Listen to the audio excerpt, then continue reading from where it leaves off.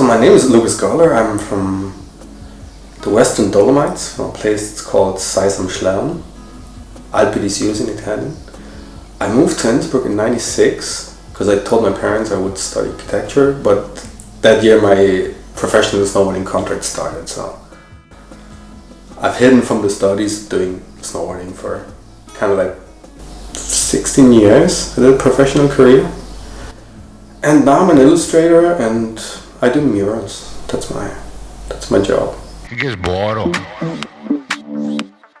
I started skateboarding in '89, and in winter time all my friends started snowboarding and I hated it. I really hated it because I was left alone in the garage of my dad skateboarding. And then I tried snowboarding and that was really easy.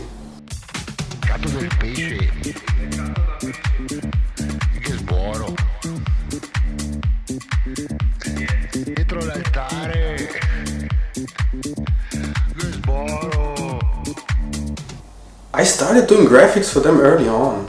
Like when I was 17 or 18, I did, like, they had boards with Limp Bizkit or Bloodhound Gang, and I was painting them. But I started doing that really early on, even in clothing. Like when I was sponsored at the beginning, there was a clothing company called Useless Clothes where I draw my first graphics for clothing and for jeans and stuff like that. So that was early on, and during the snowboarding years, it was kind of like an in-between. I had to snowboard, right? So I didn't have much time, so that was kind of like always on the side. I could do my clothing and my pro models and goggles and my jackets and on my boards. I did that, but that was not a full-time job. And it started when I quit snowboarding. Like I was doing jobs already. It, like, last 5 years when I worked for Bastard, I was actually designing all the outerwear for them. I was choosing the fabrics and stuff. That's always a thing that really interested me. Materials and how things work. The kind of like technician part. How are goggles printed? How do you do that and stuff? Ich brauche frische Luft, frei atmen. Ich hab genug von diesem Gift geschluckt. Alles, was die Menschen hier bewegt und treibt, ist der Druck. Aufstehen und marschieren, zur Arbeit laufen und funktionieren. Geld verdienen, Geld ausgeben, kaufen und konsumieren. I think what's similar from snowboarding to doing art is you're responsible for yourself of all the shitty things you're doing, right? Die uns bombardiert, sodass man seine Roots verliert, denn alles. Responsibility of yourself, it's the smallest thing that you can do in life, you know. Skateboarding and snowboarding was a good practice for that because you never knew how it was going, you know. You were responsible of having your shots in the winter, and then you had to be lucky to do it again the next year. And I think in art I chose that path because I wanted to do something that nobody could take from me.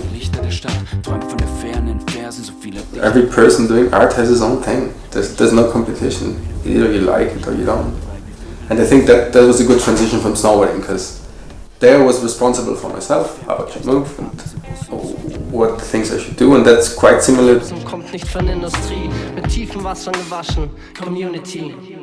It was a hard transition of not doing that and trying to get my foot into art because that's actually I had to work a lot on myself and on my psyche and on my lower side, which I wouldn't allow myself to know that it's actually happening, right?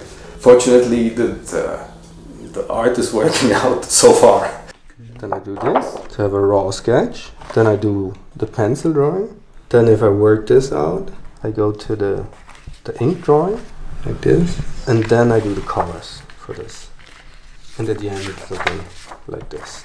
As I have to do a lot of jobs to actually do the art that I want, if 10% of the time I'm able to, in my day, I'm able to do what I want, I already won. Like, I'm not pretending that I have to do that all the time. There has to be a balance somehow. You do things you don't like to do things you like a lot better. Freedom is connected to responsibility. You know, they don't exist without each other. The reason why I do lines this way is because I went to measuring school. Like when I was in high school, we were measuring mountains, you know, with theodolites and measuring and drawing all the altitude lines by hand. And that's a thing I can't get rid of. That's why I have the lines. This is the first one I did because I grew up in the 90s and I was a big fan of VCG, of Vernon Cortland Johnson, who did all the graphics for Powell Peralta. That's how I grew up. So that's why it has the Barbie thing on it, and it has the ripped Powell logo on top with all the cables. I don't know. If there's a meaning to this, is like unplug your dig, man, and you can see again. And then I went on learning to paint by repainting old Bible paintings. He's unplugged, so he has the holy knowledge of how to be unplugged, and they're all still plugged and they don't know how to reach spiritual state, right? And the third one, I did this for a friend of mine who is like, was one of the local Innsbruk skate crews, Tip 60 training, and he was a big fan of Funkadelic, and so yeah, they had all this Black Panther. It was a redrawing of that cover. When USA introduced the fingerprint must, I was like, what do I do now? I'm really pissed off that I have to go to US and give them my fingerprint. So it's like, you know what? I scan my own fingerprint, I pack my face in it, and I do a shirt so I can wear it when I enter the US, so they already have it.